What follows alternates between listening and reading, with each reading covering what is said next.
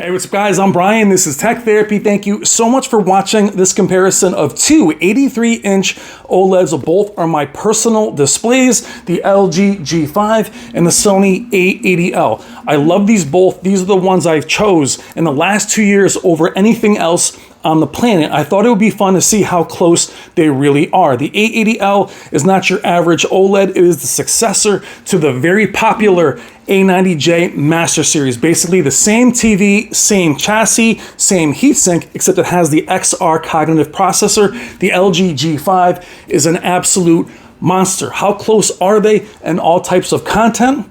Let's find out. Without further ado, let's check out my own LG G5 and the Sony A80L at 83 inches. Thank you so much for watching.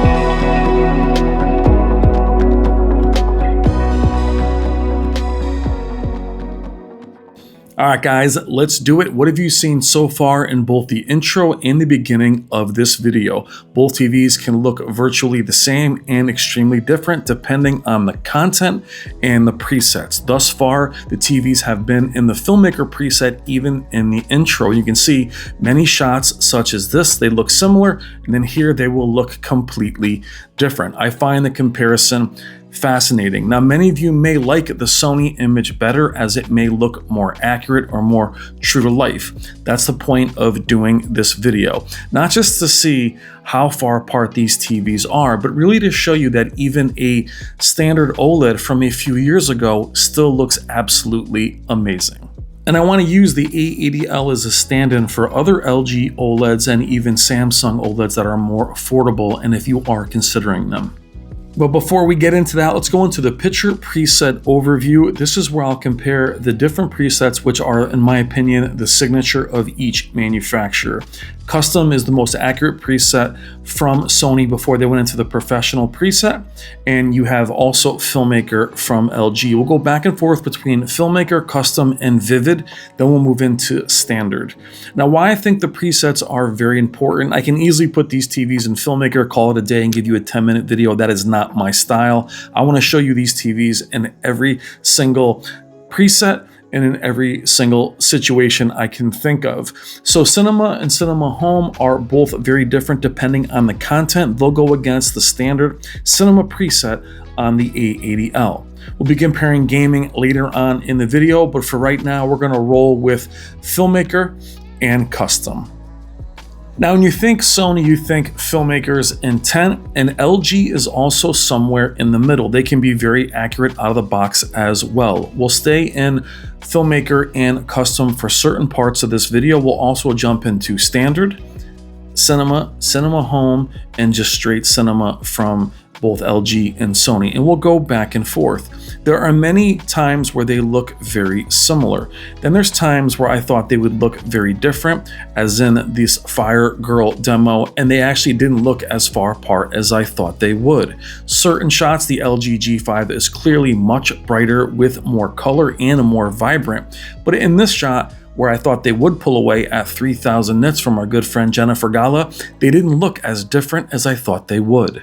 Now, before I hear the nonsense that this is not a fair fight, keep in mind these are my TVs and I love the A80L. And the point of the video is not to show you the superiority of the LG G5 or the RGB tandem OLEDs. It's to show you how close a WOLED comes to that new technology. This way it'll make it easier for you, especially at 83 inches, if you're considering a C4, a C5, B4, B5 from LG, some of the Samsung OLEDs at 83 that are not quantum dot OLEDs, or even 77-inch offerings from Panasonic, maybe even one of the newer Sony XR8B or a Bravia 8. Now in other sizes it doesn't make a lot of sense because the Samsung S90F is there and is a tremendous value. So I think this has more value for those of you looking at 83 inches, even 77 inches, though the S90F is there as well. Let's move into our color accuracy in Filmaker. Now, while you're seeing demo material in the beginning of this video, you will see paused movies in HDR and Dolby Vision later on, as well as gaming.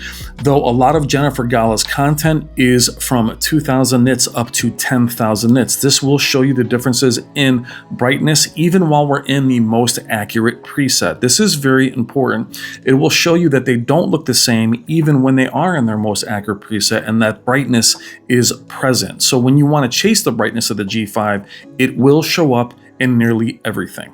Now I say nearly because Dolby Vision is a different animal and it does track most accurately, and they will look very similar. We'll see that later on. But in scenes where there is a lot of white or metal, you will see the true white on the LG G5, as well as quantum dot OLEDs. Since they don't come in 83 inches, they're not really in this conversation.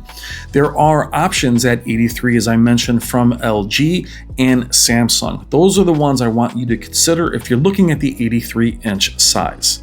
And why this is important to me is mini LEDs at larger sizes are dominating the market, and many of you are skipping from 65 up to 85 or 100 inches, not realizing that 83 is an elite and amazing size, the size I've been at since the LG C1, and I absolutely love it, which is why I haven't jumped to a larger TV, and I may not for some time. And this is for me knowing the industry and knowing what's coming in the next few years, and that includes RGB mini LEDs. And I still bought the G5 this year, confident that I would be happy with it, and I absolutely love it. It's bright enough, it's beautiful, the blacks are incredible, and I'm not looking to go up to a larger mini LED. That's how good the 83-inch OLEDs are to me, especially the G5 and the A80L. We're going to move into the Vivid preset just to show you the differences in brightness. You're going to see a lot of detail lost on the G5. That is due to the camera. I'm letting it clip because I want to show you the differences in brightness. If I lower the exposure too much, they'll look completely the same and it'll crush out the A80L. This is the difference in brightness in person without the clipping. Now, is this important? Not really. I think the brightness races are over. We have plenty of brightness, and I find the A80L to be plenty bright enough. And why the A80L is here is Sony simply did not make another 83-inch OLED, and I don't see them doing that into the future, and quantum dot OLEDs never reached 83. Even the S95F is the same panel type as the LG G5. Now, I did spend time with the 83-inch S95F at CES, but that's hardly testing it. Many of you have purchased it.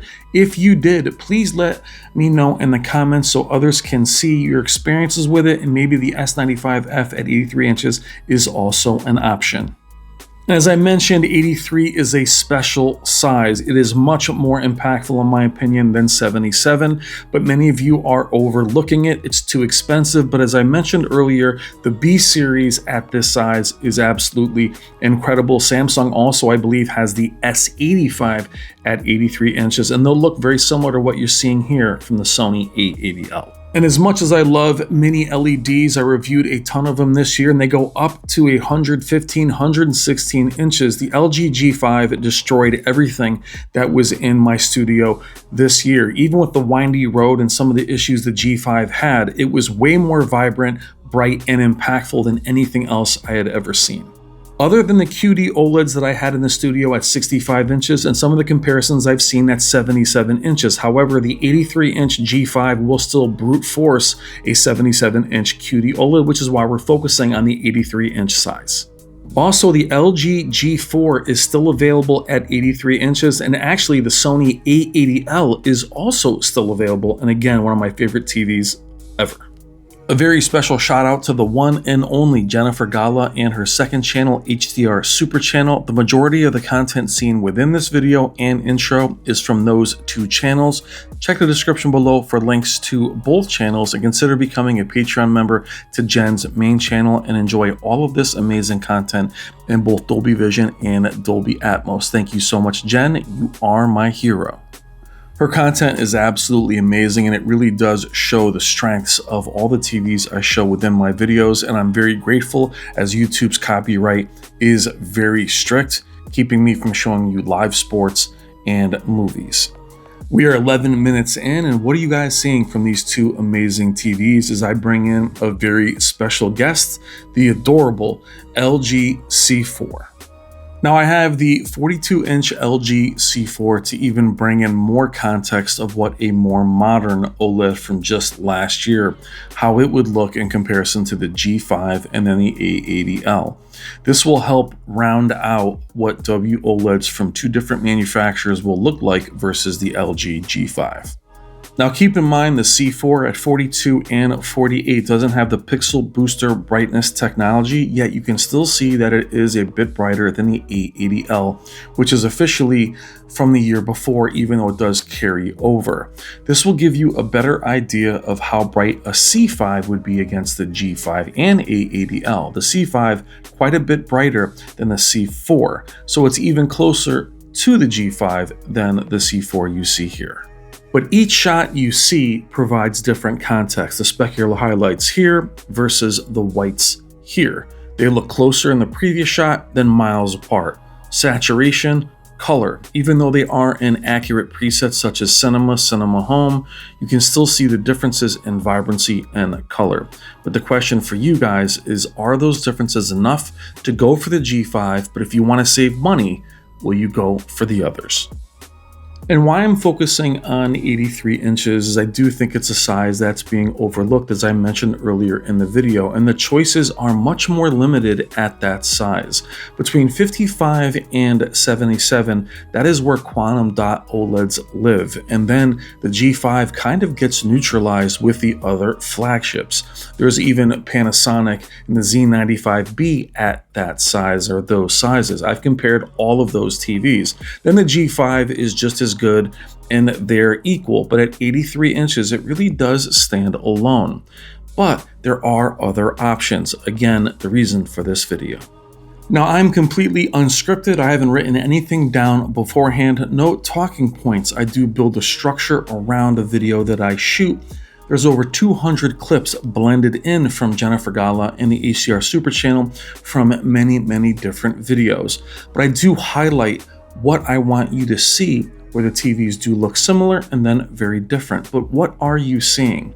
Have I made a good enough argument for you to choose an OLED at 83 inches, even though it's not a quantum dot OLED? Has this made you want to go for the G5 or even the G4, which had micro lens array versus the RGB tandem OLEDs? The G4 will be even closer to the G5. It's pretty amazing what LG Display has been able to do with this first year technology. The official name is actually RGB Tandem 4-layer stack OLED, but that becomes rather redundant to say over and over. The Panasonic Z95B also has the same panel, as well as the 83-inch S95F.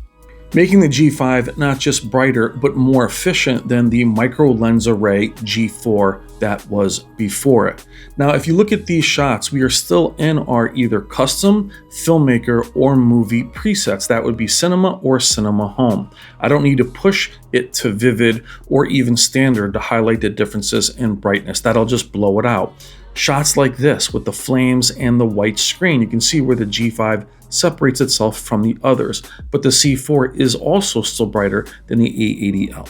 And while matched in the same preset as the C4, the color is much more vibrant on the LG G5 versus the C4. But again, please let me know what you guys think in the comments. These differences are massive again in some shots, but not in others. And very soon we're going to see some pause movies to see they may look closer than you think. Especially in these shots from Jennifer Gala, the lines demos are at 3000 nits, and the G5 would dismantle any mini LED in these shots. What's interesting is that micro contrast from any OLED really does show up here in its HDR impact. It doesn't look much brighter, though it is brighter, though it hits harder versus an 85-inch mini LED. Against an OLED, that micro contrast makes a world of difference. And for me, further reinforces the idea of almost any OLED out there is fantastic, even the more value-based ones, and they shouldn't be overlooked just because they're not quantum dot OLEDs or RGB tandem OLED. Look how similar they are here. Yes, you may lose a bit of brightness, but that infinite contrast and micro contrast is really amazing. I do feel that's the only drawback of quantum dot OLEDs, micro lens array, and RGB tandem OLEDs, that many of you feel if you're not getting those technologies, you're skipping OLED altogether. You're jumping to a more advanced mini LED, or you're going from a 65-inch TV right to a value-based 100-inch, leaving the 83-inch size alone, even though there are value options, especially ones that look as amazing as you're seeing here, like the A80L.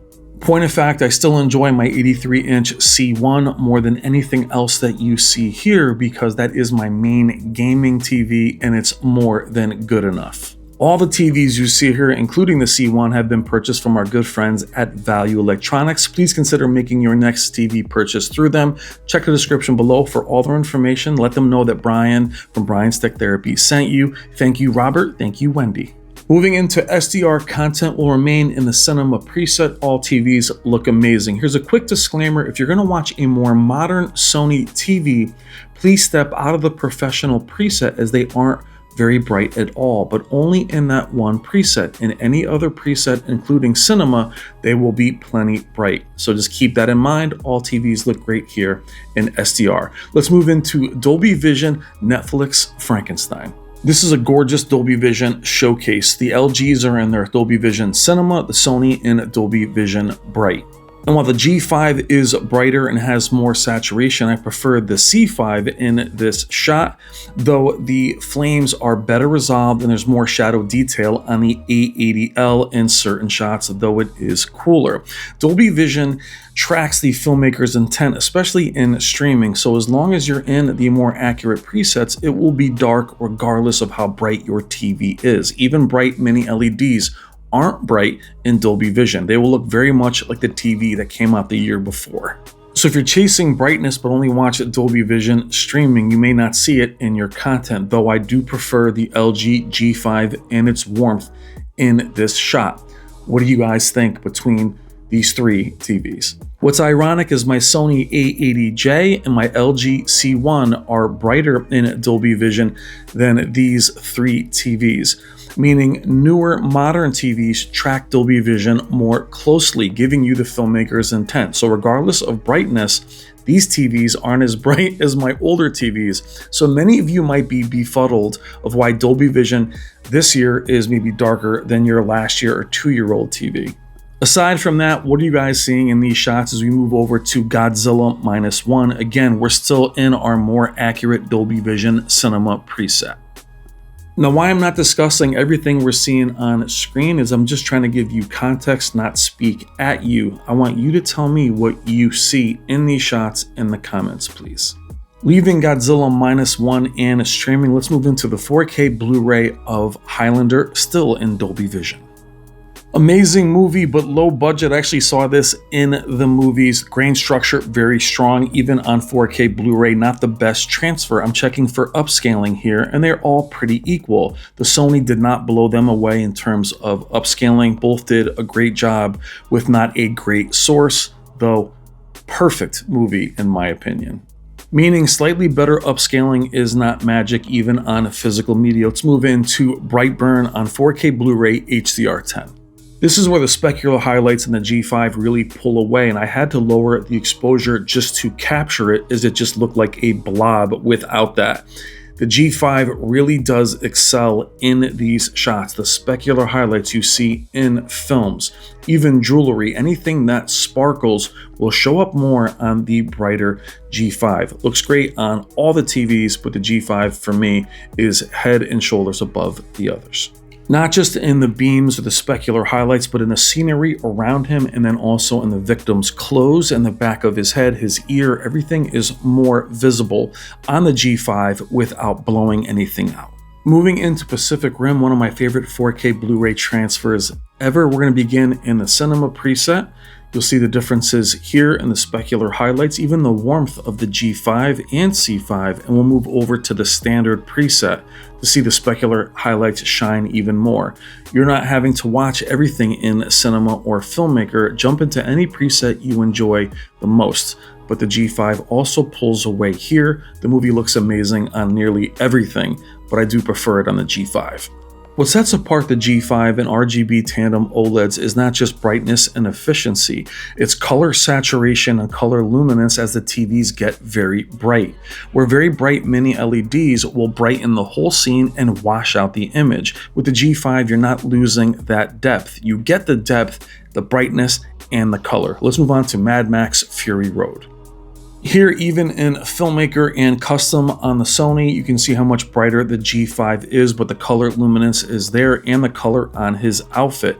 All three look absolutely amazing. What are you guys seeing? Now, we're still here on 4K Blu-ray. We'll go into the storm sequence, and you can see where the specular highlights and saturation of the G5 pull away. But the C5 and the Sony A80L look freaking amazing. OLEDs are incredible. Now, finishing up with the only test that matters in the whole video is our upscaling test and using the immortal Columbo. All TVs do an incredible job here. We're in SDR below 1080p, and the upscaling is great. And also OLED does help with this. The micro contrast does fill in and keep things from looking too washed out that aren't in HDR and aren't even in 1080p. Let's move into gaming on PS5 Pro, and we won't spend a ton of time on this as we're here in Ghost of Yotai. This is where you'll see the LGs pull away, though I will argue that the Sony TVs in general have one of the best looking game modes in the business. The challenge is you can't change them much. Even gradation preferred or brightness preferred in regards to its tone mapping, you can't really change the brightness. The image kind of is what it is, where there's a ton of flexibility of image on LGs. And this video is more focused on the image quality of the game modes instead of the feature set, which the LG would have the advantage. If I pull away the G5 and the C4, the Sony A80L's game mode is gorgeous, saying that basically any OLED with that infinite contrast, the image quality doesn't get hurt in game mode the way it does, say, in mini LEDs. But now focusing on the G5 versus a non-RGB tandem OLEDs like the C4 and the A80L, the full screen brightness really helps in game mode. HDR impact, specular highlights, depth, color, all are still present on the G5 even in game mode. The clipping you're seeing is just the camera. The detail is still there in the clouds on both the G5 and C4. And the pixel response being so quick and instantaneous on any OLED is really superior to any mini LED, so you're not dealing with any blur or ghosting regardless of the frame rate. Now, I chose the Sony A80L at the time, even over the G3 and G4. It was kind of bridging that gap simply because it was the better cinematic TV. Now, my main use case for the G5 and my C1 is gaming, namely PC gaming, as well as movies, but mostly gaming. And this is where it really excels and where I really wanted that extra horsepower from the G5. Those specular highlights, that three-dimensionality in gaming is where it really shines. You can see how much more the skies and the clouds pop even over the C4. Now, for me, the G5 has been updated many times, and now it's realized its full potential. It is now ready to go home and replace my C1. The thing is, though, I've had the G5 the whole year since launch, and the C1 was still good enough, showing you that even with the G5 in my possession, I still didn't feel the need to switch out my C1, meaning OLEDs in general are still excellent, even one as old as the CX and C1. Also in the comments, please let me know what you're using your TVs for. What percentage? Movies, streaming, sports. Let's check out SDR Gaming on the PS5 Pro, and the G5 is still brighter than both the C4 and A80L in SDR, which is important. What's even funnier is after I was done with this comparison and all the TVs were separated again, I sat down and really enjoyed my A80L. This is the TV that you see behind me in the studio and the one that I watch mostly when I'm editing. That's why I wanted that more cinematic TV. All of them are excellent, and I hope I've done a good job of showing you how standard WOLED, even from last year and the year before, holds up against the more modern G5.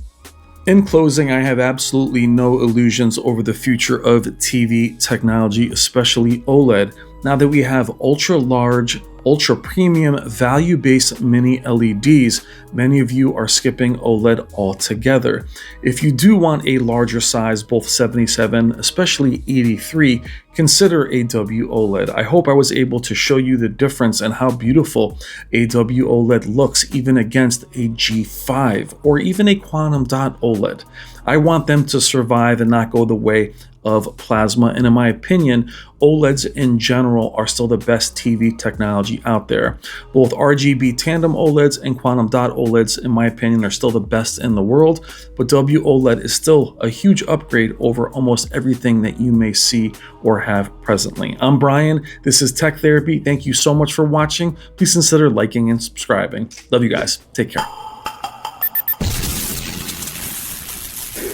It's better to burn out than to fade away.